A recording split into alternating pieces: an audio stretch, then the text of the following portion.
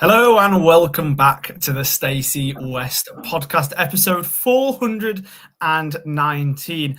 Today I am your not so regular host. My name is Charlie and I am joined by, he's a very regular pundit here on the Stacey West. He's also our stats specialist and we also sent him out on loan this weekend to be a commentator as well. Mr. Chris Lamming, welcome back from your Imps Plus experience. Thank you, mate. Yeah, what a fantastic experience it was. I'm sure we'll talk about it a little bit. Don't want to be too self-indulgent, but it was, obviously a disappointing afternoon in terms of result.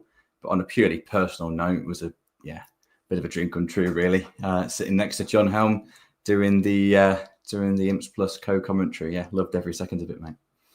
Good. Do you know what? We had the conversation in the Stacey West group chat this week, kind of talking about who was going to go to the game. Was anybody going to bother taking the drive up to Manchester? And it seemed like the consensus was it wasn't going to be kind of a big away following from us at the Stacey West. And then Chris suddenly pipes up on Thursday or whenever it was saying, my plans have now changed. Now I am. And obviously explaining the fact that you were going to be co-commentator alongside John Helm. First of all, where on earth did that come from? And talk us through how that felt. That must have been incredible. Where it came from, don't know. Probably couldn't find anyone else. Last resort, get some bloke that talks nonsense on the Stacey West podcast to come and do it. And then asked me for some reason. But myself and Steph were actually away. It's half term last week, so Steph's a teacher, as some of you'll be aware. So we always tend to have the week off. So we was away. And just got a text message from Luke Thornhill at the club, media manager, on I think it was Wednesday. Said some very nice things and asked if I'd be interested. Obviously, didn't really have to think too hard about it. It wasn't a very difficult decision, was it? It was an immediate yes. And sent me some information. Luke and I had a catch up on Friday to tell me some simple things like don't swear at the ref, don't stand up and celebrate in front of the home fans if we score. And do what you normally do, which was a lovely thing for him to say. I did get a parking ticket, though, sadly. Turns out that everyone gets a parking ticket outside Salford's ground, regardless of where you park. That's how it all came about. And, got there. Was made to feel incredibly welcome by Luke's team. Also by Salford's team as well. A younger guy called Xander saw someone looking pretty lost wandering around outside the ground and helped me in. And it was great. And then, of course, John, just the legend that is John Helm, made me feel incredibly welcome. And I was a bit nervy to begin with, as I'm sure is unsurprising, but settled in okay. And thank you everyone who did tune in to listen. I know a few of you specifically bought the year-long audio subscription just so you could tune in. That means so much, everybody. Thank you so much for the support. Just hopefully didn't let anyone down. Hopefully it was an interesting listen. On a personal note, despite a less than positive result at the end of the day, a special afternoon for me. Well, fully deserved. Absolutely. Really glad that you did seem to really enjoy that. Because like I say, what an experience that must have been. Now, you kind of teased it, and I really wanted to try and find anything else that we could talk about for a good 10, 15 minutes before we started this. But, we are a football podcast, so I think we better actually talk about the football. And it was a pretty disappointing afternoon. There were obviously signs of positivity that we'll come on to. We'll always try and find some silver linings out of the whole experience yesterday. But realistically, out of the first round of the FA Cup is never a good sign for any League One team. And obviously, we're not the only League One team that have done it this weekend as well, which I'm sure we'll probably mention a little bit later on. But let's go back to 2:00 on Saturday. It was 2:00 as well, wasn't it? Not 1:45. So it must be different FA Cup rules for the time that the lineups are released. no idea overall. Chris is shrugging his shoulders, so I think we are both very much in the dark on that. But the lineups came out, and we had made 5 changes from the league game against Bradford last Tuesday night. So in came Adam Jackson, Riley Towler, Ivan Varfolamayev, Freddie Draper, and Eric Ring. And out was Tom Hamer, Sonny Bradley, Tom Bayliss, Justin Quill, and Rob Street. Now, in terms of kind of why some of those changes were made, Tom Hamer, I believe, had a bit of an issue after Bradford, so he was kind of sat out to be rested. And obviously, Jacko, he was coming back in for his first start after a few games on the sidelines as well. So the idea very much being to kind of manage his minutes coming back from that little injury that he had sort of suffered. Eric Ring obviously had come in. We'll talk more about Ring, but again, this was kind of going to be a good opportunity for him to really try and cement his position and show why he should be starting much more often in the league as well. So I know you wanted to also talk about Salford's lineup, but let's just talk about our lineup first, Chris. Any kind of surprises there, anything that you were kind of shocked at, or anything that you maybe would have done differently, whether in hindsight or foresight? Well, hindsight is always a wonderful thing, isn't it? But I didn't have many complaints about the lineup.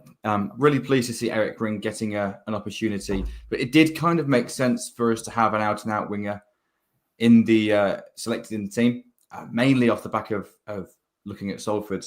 Of course, I wasn't on the podcast last week prepping and previewing Salford, but had a hell of a lot of prep to do prior to the commentary. So a few things really jumped out to me in terms of Salford's strengths and but also weaknesses. They were a very interesting team to prep, and I think this fed a little bit into our selection as well. So firstly, in terms of shape, Salford have got a good record so far this season. Strangely, a poor record against teams that played a back four, specifically played out-and-out wingers. Only won 2 games so far this season against teams that play a back four, and very, very dominant against teams that played a back three, which I think is an interesting point when we talk about a shape change later in the match. Also pretty susceptible around the outside of their left centre-half, who in possession tends to maraud forward. Their left wing-back tends to be a lot more attacking, hold a higher starting position. So in my kind of prep, it became apparent to me that our in would be in behind the outside centre-back on Salford's left side, our right side. So to see Eric Ring start on the right made logical, tactical sense. But also it was really good to see Eric getting a start, because obviously hasn't had a huge number of league minutes so far this season. A couple of promising cup performances in the trophy. But yeah, this was a big opportunity for him. Jacko getting back in the team was useful. Good to see Riley Towler playing in his favoured centre-back position. But also we had 2 attacking fullbacks, both Reach and Dariq, once again starting. So yeah, not many surprises. I think we all expected to see Ivan start as well, didn't we? James Collins getting another start, an opportunity to get a goal on his tally. Obviously that didn't transpire, sadly, but made sense for him to start. We were very much a 4-4-2 yesterday. It's worth pointing out as well. After we were pressing as a 2.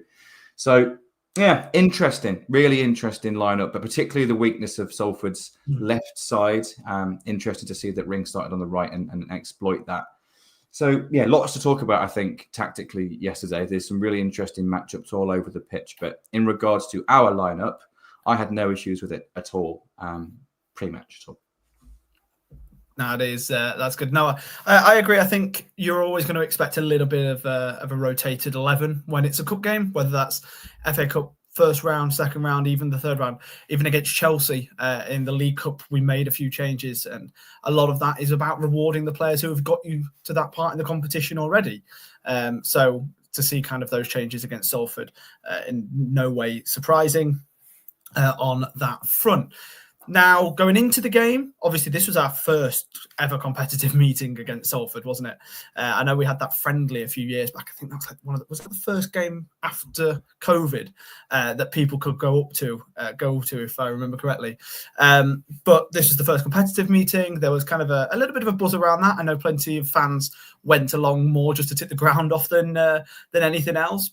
But of course, we were still hoping for a solid start to the game at the bare minimum. And inside of the first 20 minutes, Chris, we got parts of that, didn't we? We had those kind of small little areas, the small little glimpses of some decent attacking intent, which was then obviously finally rounded off in the 25th minute or 26th minute, I believe it actually was, with a sublime run and finish from Eric Ring. Yeah, quite a lot happened before that, though, to be honest. So we've become quite accustomed to Lincoln City starting matches very quickly this season. And I know Michael in his post-match press conference was really disappointed with our start to the game. We normally start quickly, but it was Salford that came out the blocks flying. But it's also worth pointing out that that's very characteristic for them. In the first 30 minutes of their league game this season, Salford have got a +8 goal difference, and they have taken the lead in 9 out of their 14 league games so far this season. So similar to us in that they're strong at scoring the first goal. But they started the game brighter. There's no denying that. They were sharper, they were quicker, more aggressive, and got a really good shot away that Wickens had to make a really smart save with in the first couple of minutes, and had a fair amount of territory for the first 10, 15 minutes or so. It was not an easy task for us in the first few minutes, but the game did start to settle after that. We started to get in a few times, primarily Eric Ring getting in behind the left centre-back as predicted.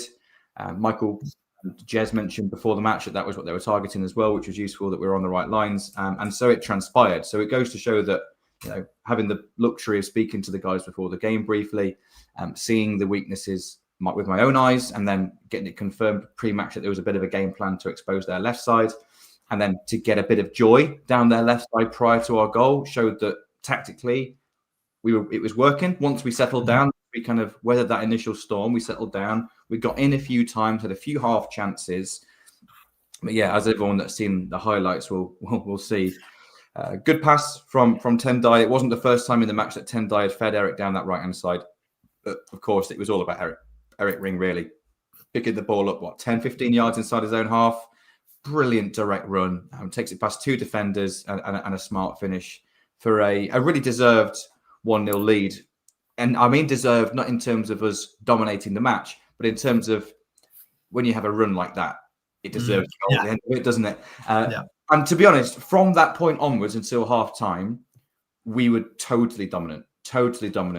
I wouldn't say that we had another clear-cut chance that was like someone. No one missed a sitter, but we had loads of territory. We had loads of control in and out of possession. Salford could really rarely get out of their own half and rarely had any kind of control possession. From us scoring until half-time, it would have been great if we could have got a second goal at that point. But there's a lot of doom and gloom around the game because of the results. But I think it's worth pointing out, as much as I agree with it being a disappointing result, and of course feel we had enough on the pitch to see it through, despite a slow start, we were quite clearly the better team for the majority of the first half. When our tactical plan was going as intended, and we had the players on the pitch we wanted on the pitch to start, we were the better team. It's worth pointing out that Ben House had to go off with an injury midway through the first half, which was really disappointing for Ben, but also for us. But before we touch on that, because I think that's an interesting talking point as well, is there anything else you wanted to add about the first half? Well, one of the big things that I had noted down, and that, funnily enough, you've obviously already mentioned, was that link up between Eric Ring and Tendai Darikwa. Like, yes, it happened for the goal itself, and that's great, but it wasn't the first time, and it wasn't the last time in the first half. Obviously, you've already mentioned the plan was to obviously exploit that area of the pitch, and Tendai was such a key part of that. We'll be talking more about Eric Ring in a little bit, and he's going to be probably the biggest takeaway from this game to talk about kind of the positive impact. But Tendai Darikwa had just as much of a positive impact. Obviously, most of the time, it's just so expected from him that we don't really talk about it. But one of the things that I did want to talk about was how strong he was going forward. And this is a real common occurrence with him now. Every single game, it seems to be that he is involved in a large number of our attacks. Now, I can imagine there's sometimes when the coaching staff are sat in the dugout absolutely screaming at him to get back in defence, because half the time he seems to be the most advanced player in our 11. But yeah, I just wanted to kind of pick up on the fact that, again, he was really, really strong going forward. And we talk about him lots as kind of this captain, this leader. He's constantly running, yes, but he's also really good with the ball at his feet in most games. So yeah, just wanted to very much touch on that one as well. Yeah, we kind of take him for granted, don't we? And it's, as you mentioned, it's kind of expected now. which is maybe not the wisest thing from a fan's perspective to take these things for granted, because he has been really dependable. But he was good again yesterday. He did lead by example once again yesterday. We did change shape in the second half to a back 3/5, and he was our outlet on the right-hand side regularly and got forward loads and loads and loads. We still did it in the first half, but of course with Eric Ring directly ahead of him, it gave us a 2v1 on that side, with Ring being the more kind of direct presence. But Tendai was dependable as always, really. But yeah, midway through the first half, wasn't that far before half time, I don't think. Ben House goes off with an injury. Not sure how serious it is. He didn't look comfortable, I have to say. He didn't look comfortable at all. And then Rob Street comes on. And what happens when Rob Street comes on is Rob goes onto the right-hand side and Eric Ring comes over onto the left-hand side. Now, I think Eric normally is probably a little bit more comfortable on the left than the right. But this probably specifically yesterday wasn't really just a case of, well, he's just doing the same job on the left as he was on the right. There's no difference. Our left winger was doing a very, very different job to our right winger yesterday. Our right winger was very much aiming to get in behind and be on the last line, whereas the left-hand side of our attack was a lot more congested, a lot more transition, a lot more interchange, a lot more kind of neat and tidy play, less space to exploit. Eric did really well on the left-hand side, did get a couple of shots away from the edge of the box, but was not able to get in behind as often. And Rob Street did on the right-hand side. So it's worth pointing out that Eric was excellent on the right, did nothing wrong on the left, but the role he was performing on the other side was, to me at least, looking from the outside, looked like a very different role, because we were trying to keep the right-hand side open for the to have space to attack into, which would then Rob Street's responsibility from that point. But I think it did maybe disjoint us a little bit from that point, but not too much, because we, as mentioned, we were excellent from the point that we scored up until half time, and Salford hardly had a kick really up until that point. But it was one of what appears to be a few enforced changes, which I think had a bigger role to play in the outcome of the match than maybe people are giving it credit for. Absolutely. I was just about to kind of mention that it was a game that was probably marred by those substitutions. Some of them enforced, obviously, some of them seemingly kind of tactical decisions that were made in the dugout, but obviously we don't know kind of exactly what went on there, and we'll talk about that later on. But at the end of the day, we got into half time and we're 1-0 up. And 1-0 up away from home against what is a good Salford City side, by the way. These are going to be promotion favourites in League Two. I mean, Jesus, they have Fabio Barini on the bench. That still just seems mad to me that he's a player currently playing for Salford. And obviously they had George Grant in the middle, and those two are very comparable players in terms of their history in football. So we're half-time, 1-0 up, and we're starting to look forward, thinking, okay, could this be an opportunity to either hold on and be a little bit nervy, or actually could we go ahead and try and get a couple more? Because in recent games, something that we'll talk about later on, in recent games, we've not really put games to bed in the same way that we did at the start of the season, kind of going on and getting that second goal, that third goal. So that was the opportunity. Now, Chris, one of the biggest changes in the second half that kind of changed the shape of the whole game happened on the 66th minute mark with a substitution. But let's just talk about the 20 minutes up to that. From the start of the second half up to that, what were your kind of thoughts and feelings on the way the game was headed? Well, I was really satisfied at halftime. I thought we were, despite a slow start, as mentioned previously, we were good on the whole, I thought, up until half-time. So I was quite confident, felt quite comfortable going in at half-time, but also noted that Salford had made quite a few changes as well in their starting 11. So players who were not starting, Daniel Udo, who came on, Barini, you mentioned, of course, also Luke Garbett, who's a really interesting player in League Two, and a player who's often played left wing-back this season, Kadeem Harris, but is really, really high in League Two for 1v1 dribbles, has had the 10th most touches in the opposition box, despite playing wing-back. So, yeah, there was some Salford's kind of bigger hitters were left on the bench. I think that was out of respect to us, because they put players in the areas that were vacated by those players who were a lot more physically capable. So Haji Minoga played at right wing-back, Longello played at left wing-back, which I imagine was to directly counter our physicality, because physicality was one element that Salford didn't have with their bigger, better players in terms of just physical strength and winning duels and things like that. Of course, a goal down, Carl Robinson shuffled his deck. So prior to our changes, I think it's worth pointing out that Cole Robinson made a few changes himself, which had a big impact on the game, really big impact. And sometimes you do have to credit the opposition as well. So what happened is he brought on I think 50-ish minutes, made a triple substitution. Kadeem Harris did come on at left wing back and is a much, much more forward-thinking left wing back, basically a winger, not a defender in the slightest. Barini came on and Udo came on, and Salford changed shape. So they started the game in a 3-5-2, but it was more like a 3-5-1-1 with Cole Stockton up top as a bit of a target who was pretty ineffective, which is always nice to see. And also a really impressive player, Kelly Namai, quite a diminutive player playing just off Stockton, but was drifting and finding some clever pockets. And what happened is they changed shape to a 3-5 or 3-4-1-2. So two holding midfielders, then Namai in behind two strikers. So effectively, Salford had an extra player on the front line, and Namai was now not directly marked by one of our two centre-backs and was finding pockets of space all over the place. He was really impressive, by the way, Kelly Namai. Really impressive. Would not mind him in our team at all. But then Salford got into the game. So we had a good start, sort of a solid 5-10 minutes at the start of the second half. And then Cole Robinson shuffled his pack, and they were good. Like, you've got to credit the opposition sometimes. They were good. They had some players that were much better than League Two. You can see why they've conceded a few goals, because they were left open when they had that very attacking lineup on the team, on the pitch. Sorry, but they certainly caused those problems. So I wasn't surprised to see us make a tactical switch at a few minutes later than that.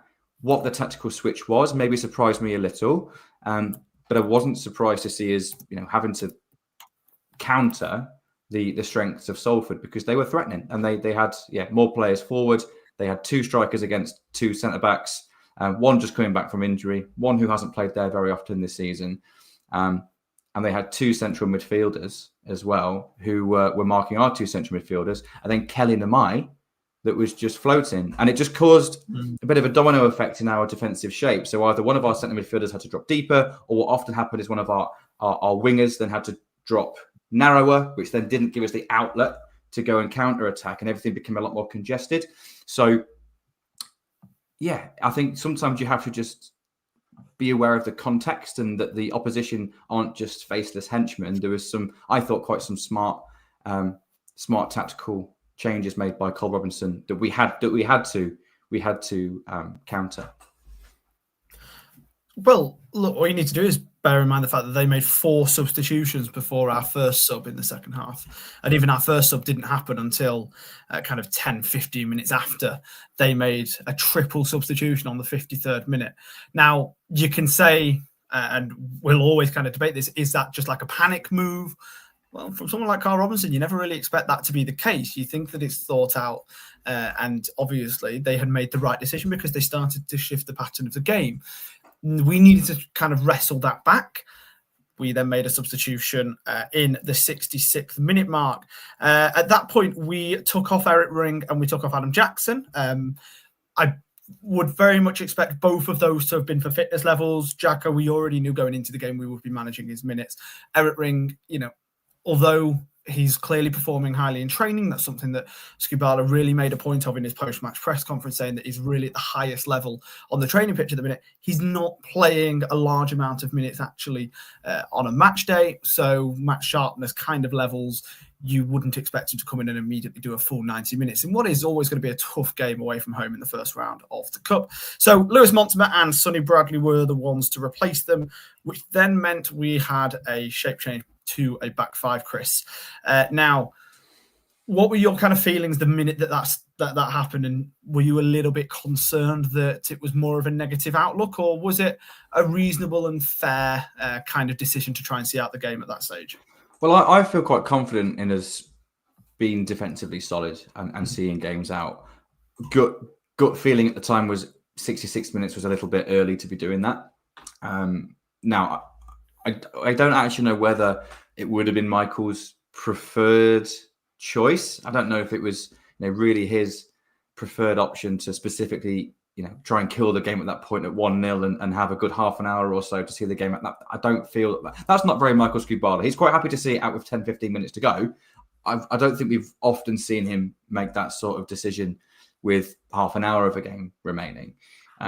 Just quickly on Salford in regard to did Cole Robinson get it right? Well, the result would say yes, but also it's a shape change that he's often resorted to throughout the season so far.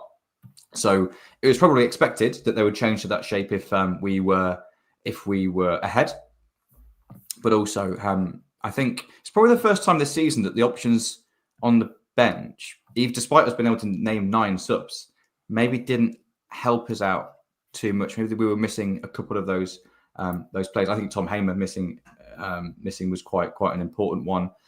And I know Sonny Bradley probably deserves a rest at some point. But if we did want to bring Adam Jackson off, because has been out the team recently, clearly wanted to get 60 minutes in his legs. Now, the hindsight question you asked me right at the beginning of the podcast around team selection, maybe then the question mark does come around Jackson. Like, okay, if you have to make a substitution for Adam Jackson on 60 minutes, is that a bit of a risk? Mm-hmm.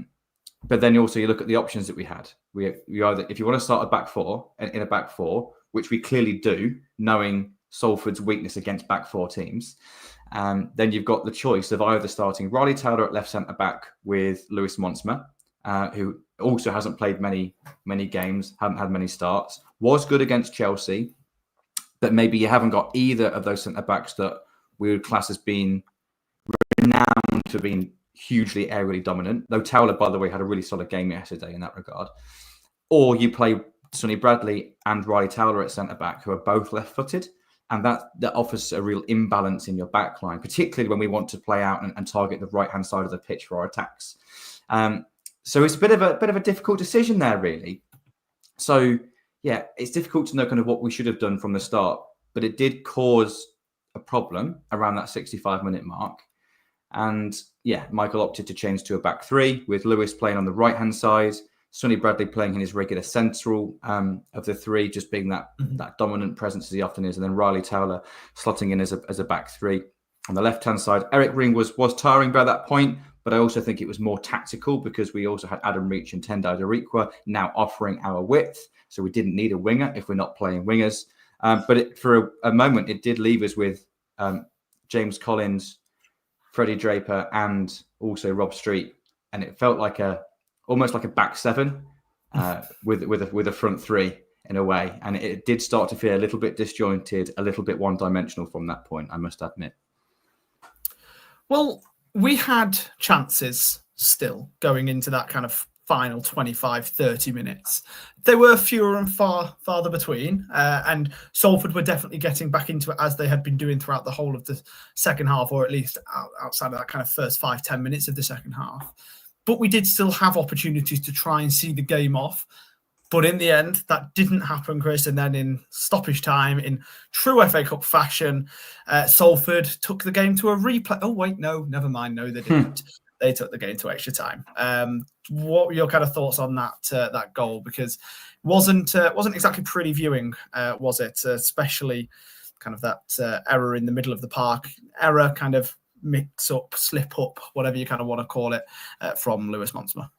Yeah, I will touch on that. But I think quite a bit happened before then as well, because one thing that isn't on the highlights is that Salford had a goal disallowed for offside. And yes, it was pretty much on the goal line. It's very difficult to see whether he was offside or not. If I was a Salford fan, I would probably feel a little bit hard done by. And they had a few threatening moments as well. Harris, Namai again combining on our right-hand side, their left, quite regularly. They were really good. They were really good at times, particularly Namai. Haji Minoga was a really athletic presence as playing at right wing back as well. So they had some good players. They had some good moments. We had a few moments on the counter attack, but didn't really seem to make anything stick. Freddie Draper had to go off with an enforced injury as well, so that disjointed us again. But yeah, on 92.5 minutes, 93 minutes on the clock, we're satisfied, I think. Wasn't the best performance after the changes. Credit to Salford for throwing the kitchen sink at it and looking good in spells. But you'd feel that we should be able to see it out with 93 minutes on the clock. and it was a poor goal to concede. There's no escaping that fact. Luis Montsma was outmuscled by Daniel Udo. We were a little bit open. With a minute left, you'd like to see someone just taking one for the team and bringing him down if needs be. And then the Mai showed some really quick feet and a smart finish. But yeah, it's a bit of a soft goal, really. Not the actual finish itself. The finish was really classy, but to even have that opportunity, we were by no means under the cosh. We were being threatened at times by Salford. But I do feel if that doesn't go in, the full-time whistle gets blown a minute later. We all leave there thinking, good, brilliant, we're in the next round. Decent in spells, difficult second half, but that was okay. We can take some positives out of that.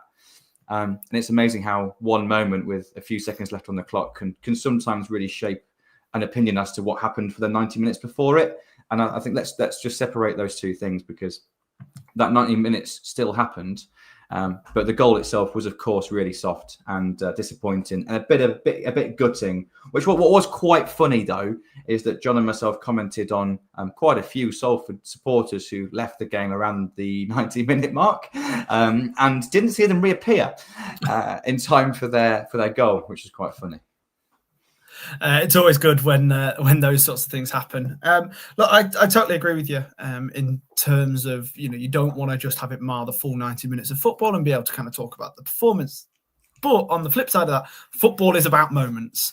If a singular player doesn't have a great game, but they've managed to score 2 goals and they were both brilliant goals, you're lauding them whilst you're walking away from the stadium as, one of the best players on the pitch on the day. And it's so easy to do that because it's those moments that do stick with you. And especially in the FA Cup, that's specifically all about moments.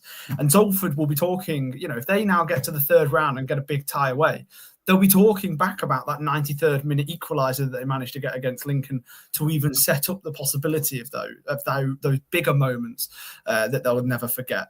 So, as much as I very much agree, it's the moments that are remembered, and it's the moments that obviously, unfortunately, in this game, we just didn't quite have go our way. But we go into extra time.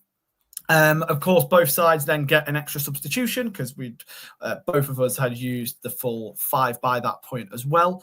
And pretty steady going. There was a couple of chances, but I don't know, extra time just always feels like it's a bit of a drag nowadays, doesn't it? It does. And particularly when you concede so late into the game, I think it becomes a mental game rather than a physical one at that point. And also, though, the lineups was so interesting at the beginning of extra time because, of course, Salford made so many attacking changes.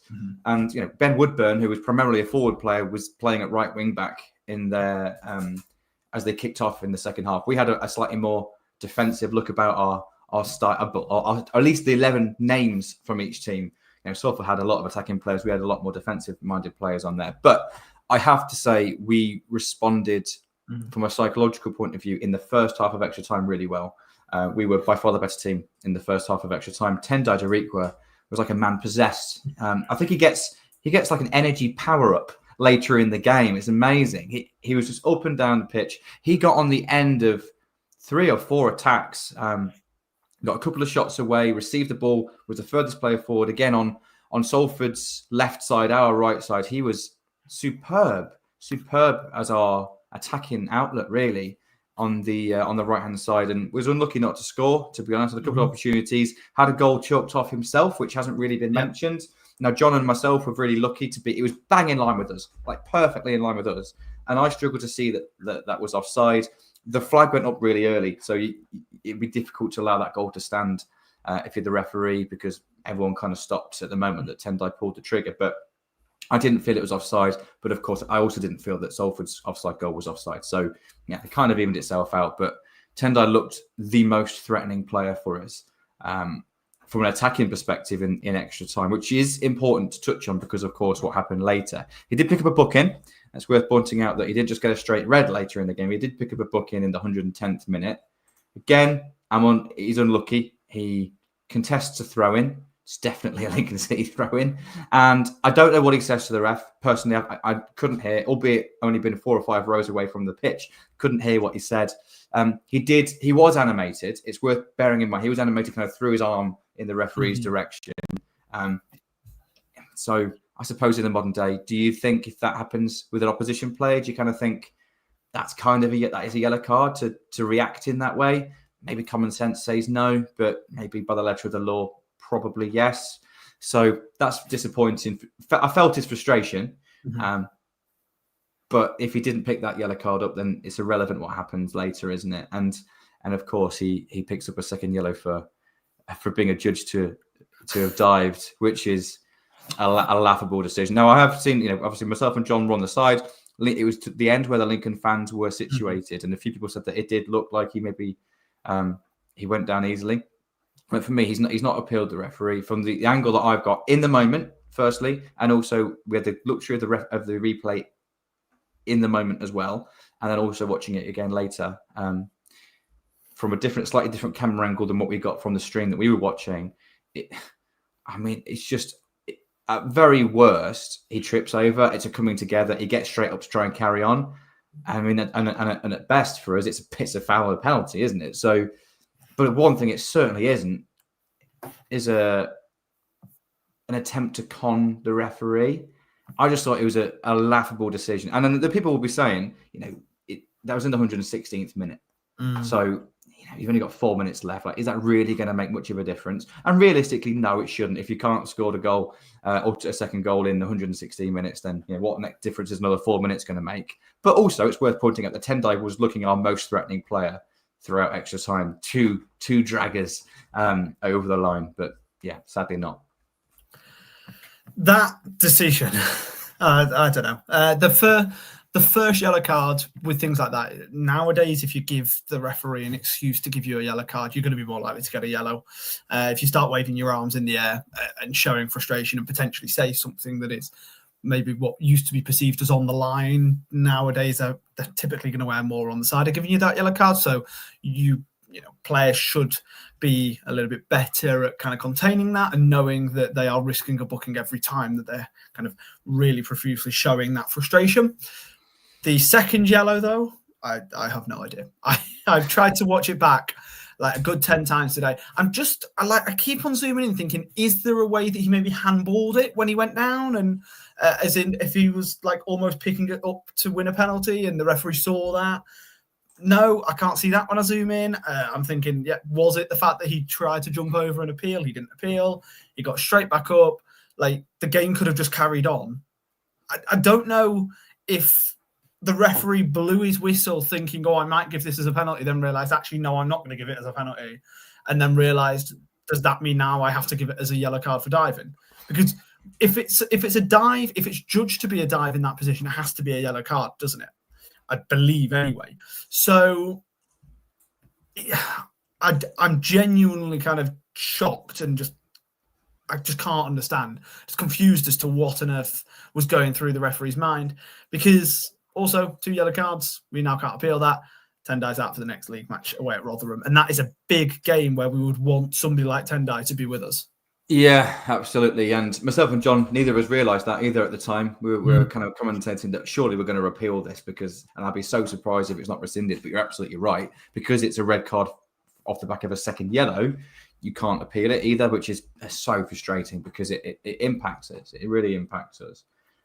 It was a horrific decision. Worth touching on the referee as well because, I don't know, second half he started to frustrate me a little bit. Hopefully that didn't come across on the radio or on the stream. But first half was fine. Second half was just frustrating me without being able to put my finger on anything specific.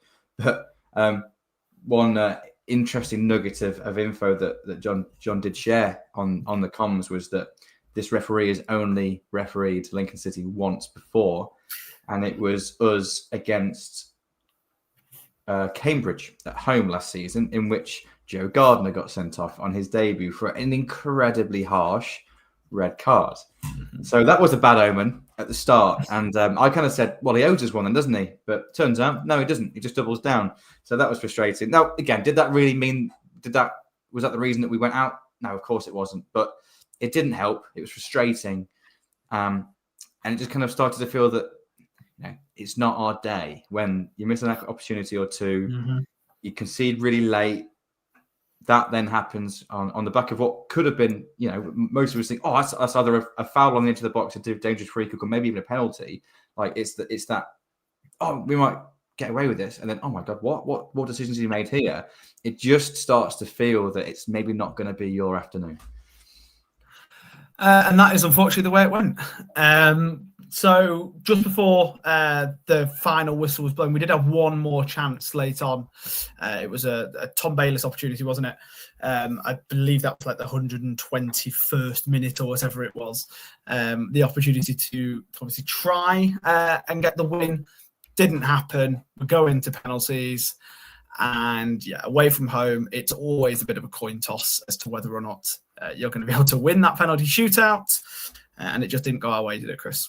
No, it didn't. And I thought Tom Bayliss had scored when that ball, it went agonizingly wide. From the angle that I had, it looked like it was going to nestle in the bottom corner. It's worth pointing out, actually, that Salford had an opportunity just after that, pretty much the final kick of the game.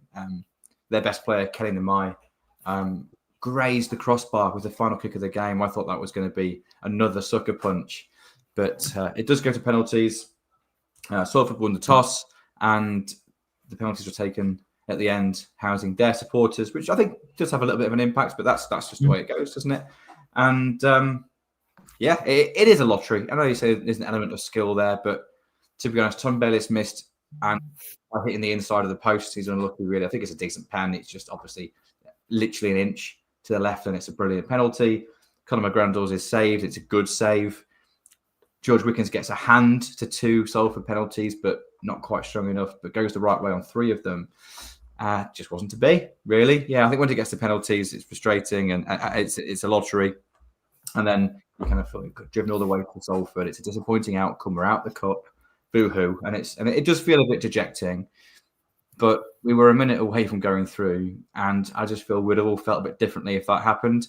Yet the majority of the game was identical up to that point. Mm. And yeah, we do like to see the glass half full, I suppose, don't we here? But I'm not going to beat around the bush. I thought we had enough to see it through. I was actually quite impressed with Salford. I thought they were good in spells and threatening, but I thought we had enough to see it through. I'm obviously disappointed to go out. This isn't just any kind of League Two team. They are a really good team. I think it's worth bearing out that they've got some players that don't belong in League Two. And disappointing, yes, but let's not get carried away. There was of the top 6 teams in League One, 5 of them lost yesterday. so it's worth, it wasn't just us that had an upset in League One. So that makes you feel a bit better. It does. It didn't in the moment, but it does when you kind of take that step back. So look, that is Salford game. We're out of the FA Cup. Very, very disappointing to be out of the competition. From a personal point of view, I didn't get to go to the Chelsea game. I couldn't make it. So I was really relying on the FA Cup to give me a bit of a dream tie a little bit later on in the year. Obviously, not going to happen now, is it? So roll on Wembley in either the EFL Trophy or in the playoff final. So let's. What we'll do is now we're going to go for a quick advert break now that we've wrapped up Salford. Say hello to the guys on YouTube. We shall be back in a moment. Lovely stuff. Hello, YouTube. Thank you all for tuning in, and thank you for those of you that have tuned in straight after getting back from the fireworks at the bank. It sounds like a few of you have done that. So yeah, thank you for literally coming straight on as soon as you get back in. It's good to see everyone here. Sorry, I'm just making sure that I've got a note as to what time the ad break is. No worries. Well, I'll say hello to everyone. So, Flossy Tops, good evening, everybody. 6:57, you logged in there. Beautiful. Devon Imp, our regular first 2. Once again, in. We've got, who else have we got here? We've got Matt Povey. Good evening. We have got Elvin. We've got David. Stu as well. Evening all. We've got Gerard with us. Good evening to you. We've got Ian. Who else have we got here? That's not only my job. I'm not normally very, very good at this, am I? We've got Keith with us. Welcome, Keith. Good to see you. Some really good comments here, guys, by the way, as well. It's nice to see some nice balanced opinions as well. We've got Jacob here. Good to see you. Who else have we got? There we go. I don't know if I've done that right. I might be not seeing all the comments because I'm not as special as the hosts. I don't have the same access. But thank you all for logging in. It's nice to see you all. Anything you'd like to say to our wonderful viewers? No, just evening, everyone. Like I said, there's some good discussions in the comments as always. There was this was an interesting point that I just wanted to bring up. I expect Tendai might have taken one of the penalties. I very much agree. I think Tendai would be the sort of player to go up and offer to go first. Yeah, we say he leads by example, don't we? That's a good point. And I definitely think if he was on the pitch, he's the sort of player that could change a penalty shootout. Potentially we're not under pressure after 2 penalties and then kind of goes downhill from there, because it's always difficult when you feel like you're chasing a penalty shootout. I very much think that red card may have actually done a little bit more than just the last kind of 10, 20 minutes of the match as well. Also very much agree with this point that, the replay system, if we'd have taken them to the bank, it may have been a totally different story. And we may be through to the second round. But ifs, buts and maybes, unfortunately, this was the hand that I agree with that. I agree with that. And I hate the fact that replays have been eradicated, particularly in the rounds where the Premier League teams don't even participate. If it's like no more replays from the third round, I don't think any of us would like it, but we could probably stomach it. Mm-hmm. But for it to be in the first couple of rounds, because it was the Premier League teams who kind of forced that through, and they're not even involved at this stage, it's just really frustrating. But hey, if we're a minute away from seeing the game out, and it's frustrating in terms of outcome. It's a bit of outcome bias, isn't it? But hey, I would rather have a replay, even if it was us that scored the last minute equaliser, because it's the FA Cup and it should have replays. Could not agree more. Right, we're going to come back from the break and we're going to talk a little bit negatively now about the past month potentially, and kind of dissect a little bit what kind of some of the typical sort of conversations are that I'm seeing all over social media over the last kind of 24 hours on, are we starting on a bit of a slump at the minute, or is there still plenty of positives? Okay, let's come back. And welcome back from that short ad break. We have said hello to YouTube in the interim. If you guys are listening to this on your usual podcast platform, Spotify, Apple Podcasts, wherever else you normally get them, I'm never actually that sure where these go out to, then definitely make sure to come over and watch on YouTube. It's always a good laugh because, everyone in the comments just likes talking to each other as well. We have a lovely community that is built on YouTube. So thank you everyone who listens as well. But if you are able to check it out, it's worth it. It's worth it if you can grab it live, certainly. It absolutely is. Okay, so Chris, what I wanted to move on to now, we've kind of wrapped up Salford, but one of the big kind of discussion points that I'm seeing coming off the back of the game is, first of all, the fact that we went negative in the second half. That was kind of the perception, moving to the 5-back. Obviously, we've already spoken about the fact that some of those changes were kind of enforced, and it doesn't necessarily always mean that it's kind of a negative kind of mindset change that is being implemented, but that is always kind of a pretty fair enough perception from within the stand. And also the fact that we've not exactly been as great going forward as we maybe would have liked to have been over the past kind of month. So taking the games from the 4th of October, which, funnily enough, around when Marcus Kubala won Manager of the Month, we have had results of 1-0 loss at home, 1-0 win at home, 1-0 loss away from home, 0-0, and then obviously that 1-1 draw, losing on penalties in the FA Cup. The first 4 of those all being in the league. So not really high-scoring matches for either us or the opposition. So obviously we can take the defensive solidity as a bit of a positive in some of those games. But attacking against Exeter in particular, it just seemed like the amount of opportunities we had. I think you showed us the stat in the group chat. There was 51 touches in the opposition box, and we didn't score a single goal. That was just one of those kind of fluky games. Also, we thought we just simply can't get the ball in the back of the net no matter how much we try. And every single team has those at some point in the season. Against Stevenage, we did have a bit more of attacking intent, but we only scored the 1 goal. Away at Leyton Orient, 9 shots, none on target. And then at Bradford, 15 shots, 4 on target, and we couldn't get a goal. In terms of our XG over those 4 league games in particular, because I'm not going to take into account the FA Cup game purely because there isn't XG stats on that, we have had a combined 5.4 XG and we've only scored 1 goal. Now, there's a bit of a concern that we're starting to get into a little bit of an attacking slump, and we need to really start trying to find that kind of fire going forward again, and really be able to get that kind of clinicalness back in our attackers. Is that a fair viewpoint at this stage? Well, there's no denying that we need to score more goals than we are, but I think it's not as simple as, well, kick it in the net then. Like there's 11 players trying to stop us doing it. So it's, for me, the question is like how and what, like why is that happening, and how do you then score more goals? And I honestly don't think we're doing a lot wrong.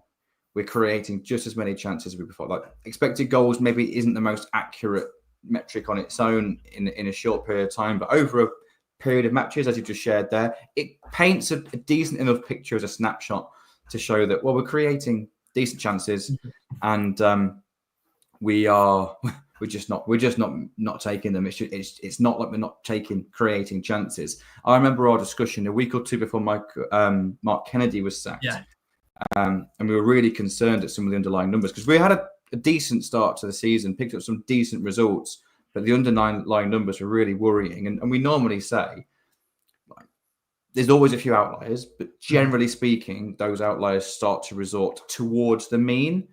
For us, we had a positive start to the season in terms of results, but we were like bottom 4 for pretty much every attacking metric. So basically, we weren't creating enough chances to justify winning games. And if that was to continue, we'd stop winning games. And lo and behold, we stopped winning games. So the difference here is that we've kind of stopped winning games or stopped scoring as many goals, and you need to score goals to win games, obviously. But actually, we've been creating good chances. And I looked at this as part of my prep. This is an interesting metric. I'll just find it really quickly because I can't remember exactly where we are in the league.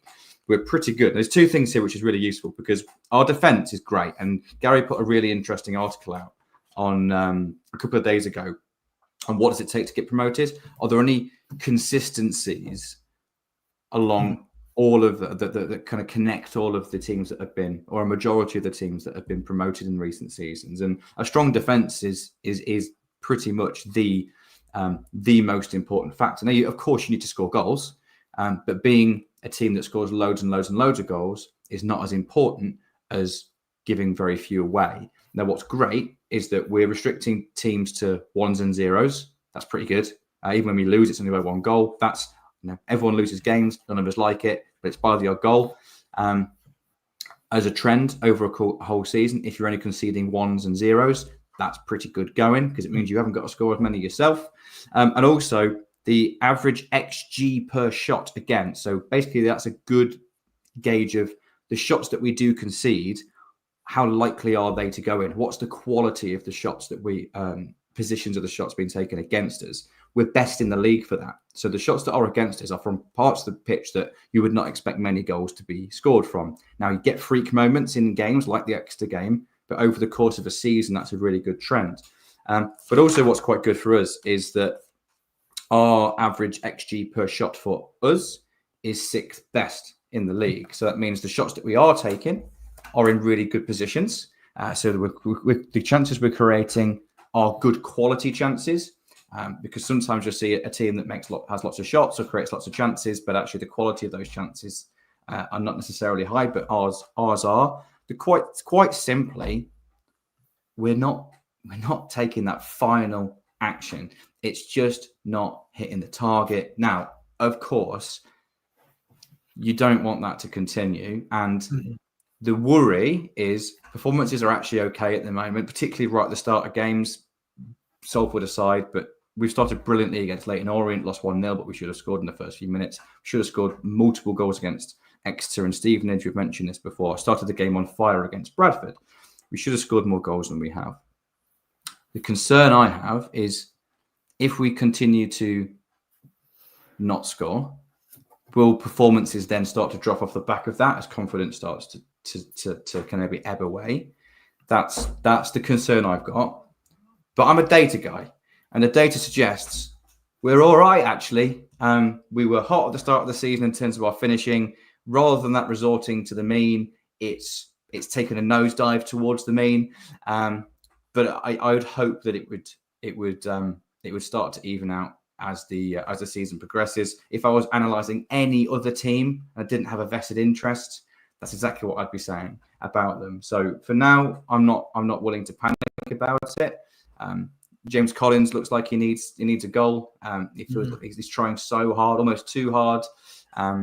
Freddie, has been unlucky. He's had a couple of opportunities at the post a couple of times. Has been putting some really good performances in. I have no doubt that at some point in the next, in fact, someone can clip this if they want. At some point this year, so this calendar year, between now and the 1st of January, we're going to win a game by 3 goals or more. A league game by 3 goals or more. Someone's going to get a battering at some point. I'm not saying it's going to be Rotherham, but someone's due a battering because we've not been as poor as the outcomes have suggested. But we just obviously need it. That's a very long-winded way of saying I think we're okay, but we just need to hit the bloody net. But everything else is kind of all right. Well, it is. It is. We had you mentioned it there. I very much remember back to that conversation that me and you had towards the end of Mark Kennedy's reign. And yes, the results were there, but the performances, the underlying numbers weren't here. We've got the opposite. Not saying that results have been bad. We haven't had an outstanding month of October and going into the start of November, obviously, with that. Technically, yesterday was a draw. It was a loss on penalties, but it's the FA Cup first round, and any other year that would have just been a 1-1 draw and gone to a replay, and we'd have maybe been having a totally different conversation right now. But obviously, only the one victory in that run obviously does cause a little bit of concern. But I totally agree with you. If we can just get a couple of goals again, start firing again, and that confidence really starts to build with the way that we're playing, with the chances that we're creating, we'll go from strength to strength again, like we were talking about at the end of September. We kind of just need that one game to really make it click again and to kind of really boost the confidence of some of our attacking players. So I'm very much with you. I'm in no way worried, but I do understand the concern and the worry when when you're just looking at those results and it's so frustrating. So sometimes it's worse to lose a game in the moment when you're there. Sometimes it's worse to lose a game when you've been battering at the barn door for the 89 minutes and then they score 1 goal late on, like that Exeter game, for example. Sometimes those are the most frustrating kind of matches to lose because at no point have you been sat there thinking we won't win this. It's always just been, it's coming. Now there's only 10 minutes left. Where's it coming from? And then shit, they've got the goal instead. So yeah, understand the frustration, but for me, it's let's sit tight. It's coming now. One of the last things that we just wanted to touch on. Obviously, I'm aware that we are coming up towards the end of the hour. That's my fault. Sorry. Not at all. We said that we would struggle to make an hour, like we seem to do all the time when there's only just one game to talk about, and we never actually worry. I think it might end up being before the next podcast on Wednesday, which is why I wanted to bring it up on here. We may get some news on Doncaster at home, which is in the next international break. I think last time actually the news came out on the Wednesday evening itself that the game was postponed. Obviously don't know if it's going to get postponed. They won't actually say anything if it doesn't get postponed, will they? It'll just kind of carry on. But Chris, do you think the game is likely to be called off? Do you think if we have the choice, we should be calling it off? And this kind of also leads into a question that we had in the Discord around, are there any kind of positives about not having an FA Cup second round game and being knocked out? Obviously, the big question about there is, do we benefit in any way by not having a game second round weekend? So, yeah, international game called off and the potential, and the definite free weekend at the end of the month. Do they benefit us at all if we do them? Yeah. I suppose let's spin it. Let's spin it positively. A week off. I think one thing that's worth bearing in mind, and there's a difference this year in that Michael Skibola's got a far deeper squad than he's ever had at Lincoln City before. So you'd hope that being able to shuffle his pack more readily and keep the quality on the pitch is helpful. But I suppose the benefit of not having a match on FA Cup second round weekend is more time on the training ground. And we do. I think Gary looked last season over our trend in we performed really well on Saturday kickoffs, not quite so well on Tuesday nights. Mm-hmm. So yeah, that could have been a quirk of the fixture list, but I think we've certainly seen anecdotally, if not statistically, that when Michael Skubala has more time on the training ground to prepare his team for the upcoming fixture, we tend to do better. So I suppose the silver lining from an on the pitch perspective is a week off, extra time to prepare for the next fixture, and that can be a benefit. Doncaster is interesting because it made sense why we called off the Bradford game first time round, and I would think as a podcast we kind of understood and kind of backed the decision. It made logical sense. We were on great form, but so were Bradford. We could have been weaker. Also, we didn't know what the Conor McGrandle's situation would have been in terms of suspension. Turned out would have been injured for it. So kind of made sense and has probably been justified by the decent result, well, good result. No one knows a good result at Valley Parade. First team to keep a clean sheet at Valley Parade this season against Bradford. So made sense. But I think there's a difference with Doncaster. Firstly, their form isn't quite so good. So probably a better time to play them. Secondly, we haven't played at home for flipping ages. And that makes a difference, though, not just to us, but as fans who want a home game. Of course we do. But I think the players, the club, the players, people from the club mention this all the time as the impact that our home crowd has. And sometimes maybe you feel, they're just saying it to be nice to their fans. But like whenever we have the opportunity to speak to them on a one-to-one basis, it really, really makes a difference. And that advantage is to the home team. When we're away, our opposition has that advantage, right? So, and it's travel, even if it's not that far, it's still travel, isn't it? And it's just a long way away from routine, I suppose. So, with you a home game, I think just getting 8,000-9,000 imps back in at Central Bank to support whatever team is put out, because the likelihood is Doncaster will be missing players through suspension, injury, maybe one or two international call-ups. We will probably be missing one or two for various elements. That I'd like to think that we are probably a stronger squad on paper than Doncaster, have a deeper squad on paper than Doncaster do. The whole reason we put a deep squad together is to help us deal with these situations. My personal view is that there's real value in getting that home game in there in amongst loads of away games as we've currently got scheduled. So I don't know what the decision will be. I'm sure there's a lot more to it than that. But from a fan's perspective, I really want it on. I'll back the players that are on the pitch for us. We'll probably miss those that are missing, but we've got a squad for a reason. Doncaster are beatable. We've mentioned that we could name any player that's in our squad and be happy with them starting. Yeah. So let's give them an opportunity and get the game on at home and have a relatively full Central Bank back in the lads for the first time for what feels like absolutely ages. I very much agree. From a personal point of view, I'll be at the game, so I want it to be happening on the 15th. I would very much like for the game to not be called off. My only concern is about our depth in midfield for the match. If Bartholomew gets called up, which we would very much expect him to do. In fact, it's the only way that we would probably have the opportunity to call the game off is if he gets called up. Obviously, along with Dexter Mbakisa and Justin Abikwu. My only concern would be strength and depth in the middle of the park.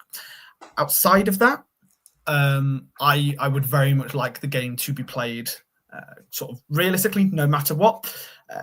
Kind of linking in with the question around are there any kind of silver linings to us now not having a game on the second FA Cup second round weekend? Like, yes, okay, we'll have more time on the training pitch, but also the players will get the weekend off, or they'll get some time off if they have a 2-week break between matches, because that's what always happens. Also, we're talking about the fact that we've got good performances at the minute. Yes, okay, the actual results and kind of the amount of goals aren't necessarily going the right way, but the performances still are.